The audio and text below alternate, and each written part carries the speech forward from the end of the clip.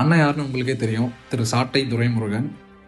ஆக்சுவலாக இவர் அண்ணன் சொல்லக்கூட அருவருப்பாக இருக்குது. அண்டு இவர் மூஞ்சை பார்த்தாலே தமிழ்நாட்டில் ஒரு 80% பீப்புளுக்கு வந்து பிடிக்காதுன்னு வச்சுக்கோங்க. ஏன்னா அவ்வளோ அருவருப்பு மிக்க ஒரு நபர்.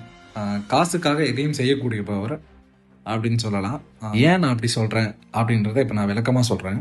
அரசியலில் விமர்சனம்ன்றது வந்து ஒரு சாதாரண ஒரு விஷயம். ஒருத்தரை விமர்சனம் பண்ணிப்பாங்க. பட் பர்டிகுலராக இவர் திரு விஜய் அண்ணனை மட்டுமே டார்கெட் பண்ணி விமர்சனம் பண்ணுறாரு. ஏன் இப்போ கரண்ட்டில் இருக்க ஆளும் கட்சி பண்ணாத ஊழலே கிடையாது. அதை பற்றி பேச உங்களுக்கு நேரம் இல்லை.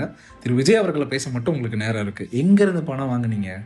எவ்வளோ காசு வாங்குனீங்க? ஒரு டைமில் நாம் தமிழர் கட்சிக்கு நல்ல பேர் இருந்தது. எனக்கே அந்த கட்சியை ரொம்ப பிடிக்கும். பட் ஆனால் இப்போ இல்லை. காரணம் என்னென்னா, மக்கள் எல்லாமே இவங்க காசு வாங்கிட்டு மற்ற கட்சிகளை வந்து விமர்சனம் பண்ணுறாங்களோ அப்படின்னு திங்க் பண்ண ஆரம்பிச்சிட்டாங்க. பிரதர், ஒரு அணிலாக சொல்கிறேன், நீங்கள் என்ன நினச்சாலும் டிவிகே ஜெயிக்கிறது உங்களால் தடுக்க முடியாது.